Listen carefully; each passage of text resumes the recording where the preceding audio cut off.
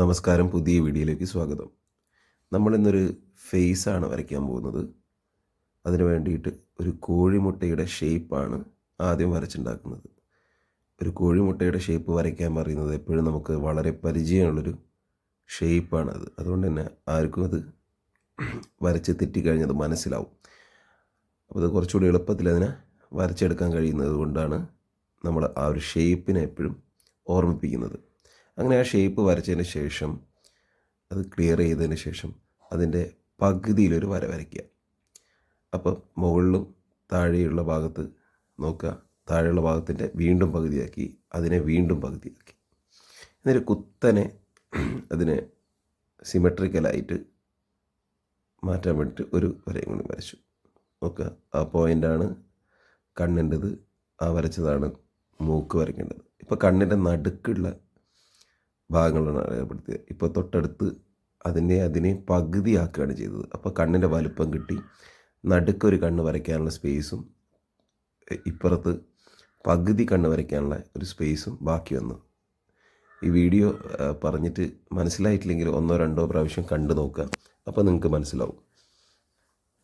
ഇപ്പോൾ ആ സ്പേസിൽ നമ്മൾ കണ്ണിൻ്റെ ഷേപ്പ് വരച്ചു. കണ്ണിൻ്റെ ഷേപ്പ് കൃത്യമായ കാര്യങ്ങളൊക്കെ ഞാൻ മറ്റു വീഡിയോയിൽ പറഞ്ഞുതരാം. ഇതിൽ നമ്മൾ അതിനെപ്പറ്റി പറയുന്നില്ല.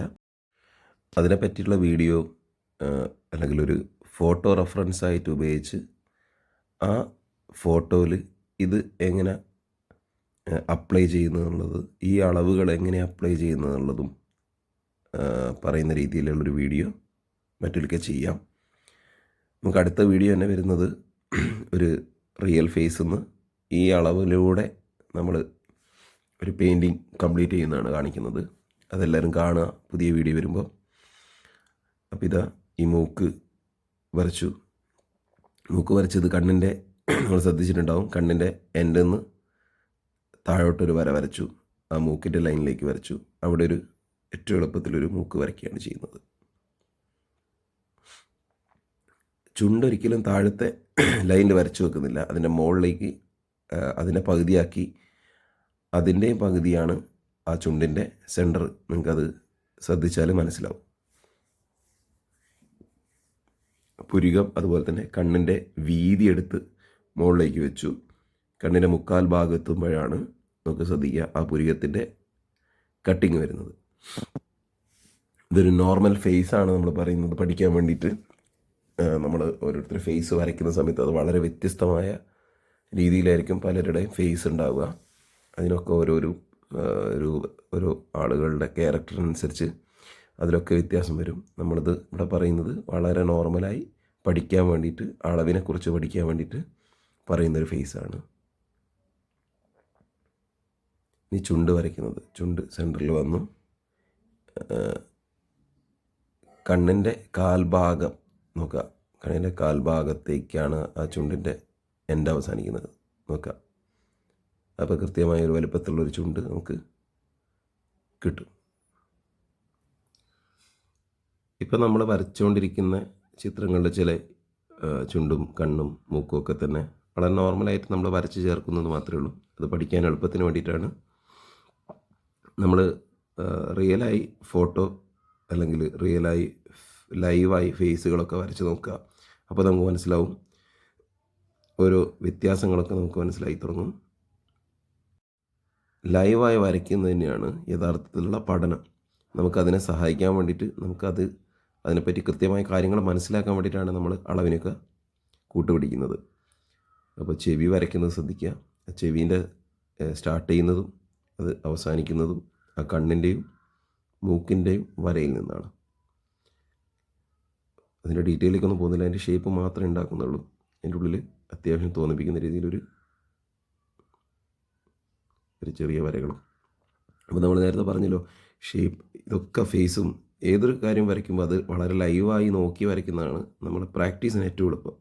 അതിനു വേണ്ടിയിട്ട് ആദ്യം നിങ്ങൾ ചെറിയ ചെറിയ ഉപകരണങ്ങളും വസ്തുക്കളൊക്കെ വെറുതെ നോക്കി വരച്ച് നോക്കുക. അപ്പോൾ നിങ്ങളെ വീട്ടിലെ പാത്രങ്ങൾ അതുപോലുള്ള കാര്യങ്ങളൊക്കെ വരച്ച് പ്രാക്ടീസ് ചെയ്യുക. അപ്പോൾ നമുക്ക് കുറച്ചുകൂടിയും അതിനെ ഏത് രീതിയിൽ കൈകാര്യം ചെയ്യണമെന്ന് മനസ്സിലാവും. അപ്പോൾ നമുക്ക് എവിടെയെങ്കിലുമൊക്കെ ഇരിക്കുന്ന സമയത്തും, ഇപ്പോൾ ബീച്ചിലൊക്കെ ഇരിക്കുന്ന സമയത്തും ഒക്കെ ആളുകളൊക്കെ നോക്കി വരച്ച് നോക്കുക. പിന്നെ ഫേസ് വരയ്ക്കാൻ വേണ്ടിയിട്ട് നമുക്ക് ഫോട്ടോ റെഫറൻസ് ഉപയോഗിക്കാം. അതുപോലെ ആളുകളുടെ നിങ്ങളുടെ ഫ്രണ്ട്സിൻ്റെയൊക്കെ ഫ്രണ്ട്സിനൊക്കെ മുന്നിലിരുത്തിയതിന് ശേഷം അവരെ വരച്ച് നോക്കുക. ചിലപ്പോൾ അവർ മുഖം ആവാത്തതിന് കളിയാക്കുകയൊക്കെ ചെയ്യും. പക്ഷെ അതിനൊന്നും നമ്മൾ മൈൻഡ് ചെയ്യേണ്ട. കാരണം നമ്മളെ ആവശ്യം, നമുക്കൊരു ലക്ഷ്യമുണ്ട്, ഫേസ് വരച്ച് പഠിക്കുക എന്നുള്ളത്. അത് കൊണ്ട് അതിനൊന്നും മൈൻഡ് ചെയ്യരുത്. അവരെ ഇരുത്തുക, വരയ്ക്കുക. ഒരു 10 പ്രാവശ്യം വരയ്ക്കുന്ന സമയത്ത് ഒരു 10ാമത്തെ മുഖമെങ്കിലും ഏതാണ്ടൊക്കെ ആയിട്ട് വരും. നമ്മൾ മുഖം ആവാൻ വേണ്ടി ശ്രമിക്കരുത്. നമ്മൾ വെറുതെ അവരെ ഫേസിൻ്റെ ഫീച്ചേഴ്സ് വരച്ചെടുക്കാൻ വേണ്ടിയിട്ട് മാത്രം ശ്രമിക്കുക.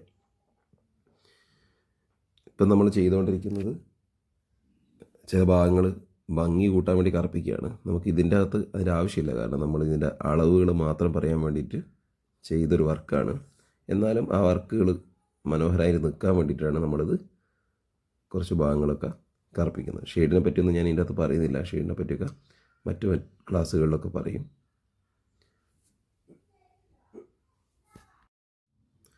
നമുക്ക് കണ്ണൊക്കെ ഒരുപാട് തവണ വരച്ച് നോക്കാം. സിംഗിളായിട്ടുള്ള കണ്ണും സിംഗിളായി മൂക്കുകളൊക്കെ വരച്ച് നോക്കുക.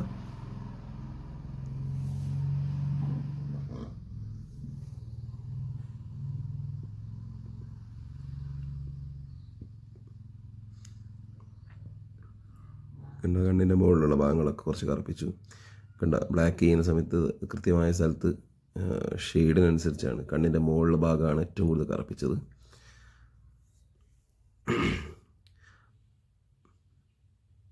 നിങ്ങൾ വീഡിയോ കാണുക മാത്രമല്ല, അത് ജസ്റ്റ് ഒന്ന് വീഡിയോ ഒരു പ്രാവശ്യം കണ്ടതിന് ശേഷം അത് ഒന്ന് വരച്ച് നോക്കുക. തെറ്റിക്കഴിഞ്ഞാലും വീണ്ടും വീണ്ടും അത് ട്രൈ ചെയ്ത് നോക്കുക. അപ്പോൾ നമുക്ക് കുറച്ച് ഐഡിയ കിട്ടും. കൂടുതൽ വരയ്ക്കുമ്പം കൂടുതൽ വരയ്ക്കാനുള്ള സാധ്യതകൾ ഉണ്ടാക്കി വെക്കുക. അപ്പം നമ്മൾ കൂടുതലായി വരയ്ക്കുമ്പോഴാണ് നമ്മളെ ക്രാഫ്റ്റ് ഒക്കെ കൃത്യമായി നമ്മളെ കൈയിൻ്റെ ചലനം, പെൻസിൽ ഉപയോഗിക്കുന്ന രീതിയൊക്കെ നമുക്ക് കിട്ടുക കൂടുതലായി വരയ്ക്കുമ്പോൾ. അപ്പം കൂടുതലായിട്ട് വരയ്ക്കാനുള്ള അവസരങ്ങൾ നിങ്ങളായിട്ട് തന്നെ ഉണ്ടാക്കുക. അതിന് വലിയ വലിയ വിഷയങ്ങൾ തന്നെ വരയ്ക്കണമെന്നും നിർബന്ധമില്ല. നമുക്ക് ഏറ്റവും സിമ്പിളായിട്ട് വരച്ച് പഠിക്കാൻ പറ്റുന്ന കാര്യങ്ങൾ മാത്രം സെലക്ട് ചെയ്യുക. വലിയ വലിയ ചിന്തയൊക്കെ പിന്നീട് ഉണ്ടായ ക്രിയേറ്റീവായിട്ടുള്ള കാര്യങ്ങളൊക്കെ പിന്നീട് അതൊക്കെ നിങ്ങൾ മനസ്സിൽ ഓൾറെഡി ഉണ്ടാവും. ക്രിയേറ്റീവായിട്ടുള്ള കാര്യങ്ങളൊക്കെ അതൊക്കെ വരച്ചുണ്ടാക്കാൻ വേണ്ടിയിട്ടാണ് നമ്മളിതൊക്കെ പ്രാക്ടീസ് ചെയ്യുന്നത്. അപ്പോൾ കഴുത്ത് വരയ്ക്കുന്നത് ഭാഗം നോക്കുക. നമ്മൾ നേരത്തെ ചുണ്ടിൻ്റെ താഴെയായിട്ട് നമ്മൾ ആദ്യം വരച്ച വരേൻ്റെ ആ എൻഡിൽ നിന്നാണ് കഴുത്ത് സ്റ്റാർട്ട് ചെയ്യുന്നത്. ശ്രദ്ധിച്ചോ?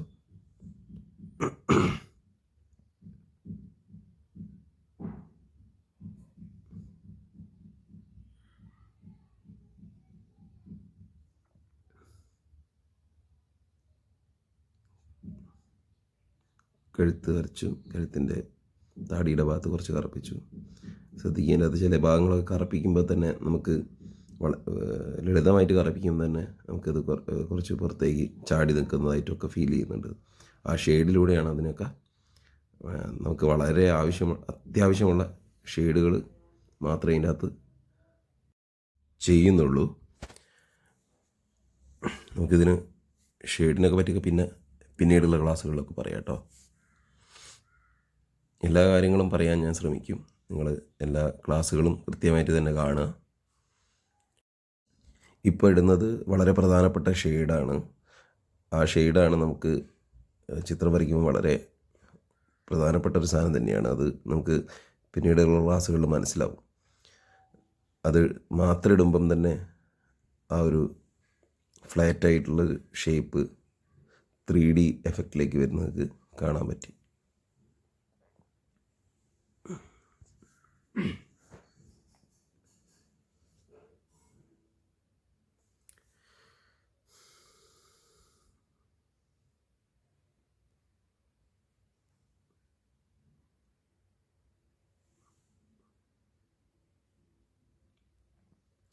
ഇനി മുടി വരയ്ക്കാൻ പോവുകയാണ്.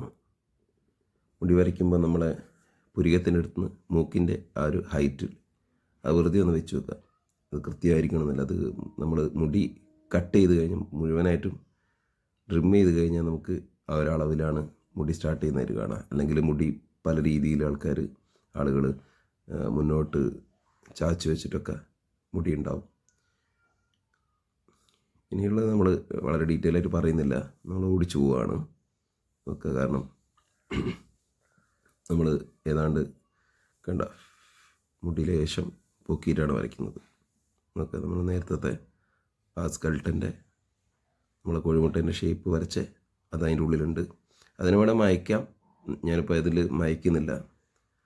മായ്ക്കാതെ തന്നെ അതിൻ്റെ മുകളിൽ കൂടി തന്നെ ഓവർലാപ്പ് ചെയ്തിട്ട് കുറച്ച് കറുപ്പിക്കുകയാണ്.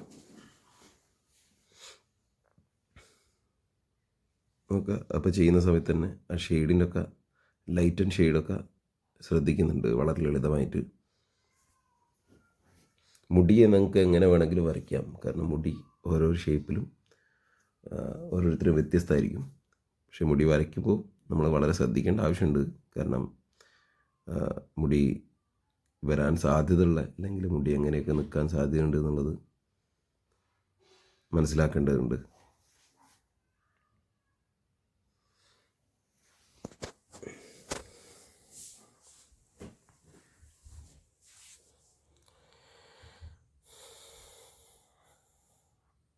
ഇനി ചില ഓർണമെൻറ്റ്സൊക്കെ വെറുതെ നമ്മളൊരു ഭംഗിക്ക് കൊടുക്കുകയാണ്.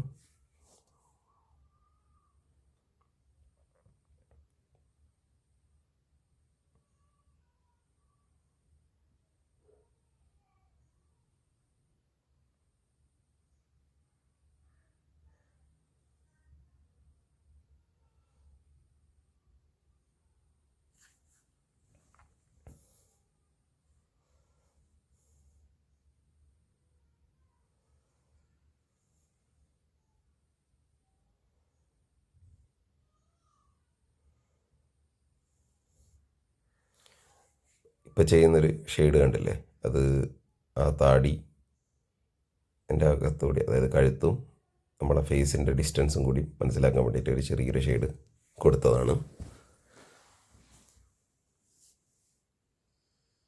മുടീൻ്റെ ബാക്ക് ഭാഗം കുറച്ച് അവിടെ ആഡ് ചെയ്തു.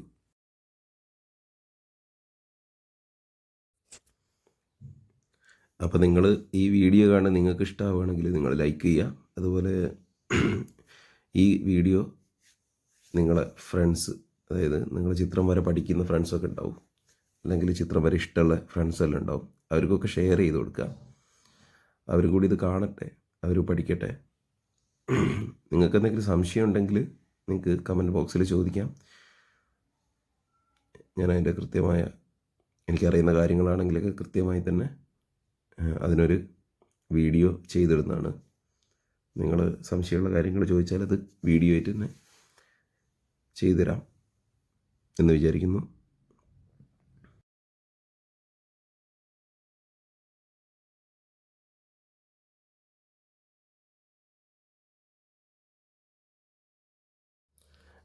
അപ്പോൾ ഈ വീഡിയോ ഏതാണ്ട് ഫിനിഷായി.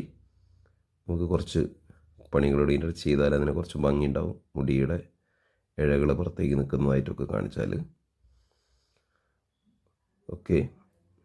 അപ്പോൾ ഈ വീഡിയോ മുഴുവനായിട്ടും കണ്ട നിങ്ങൾക്ക് വളരെ നന്ദി. അതുപോലെ നമുക്ക് അടുത്ത വീഡിയോ ആയിട്ട് കാണാം.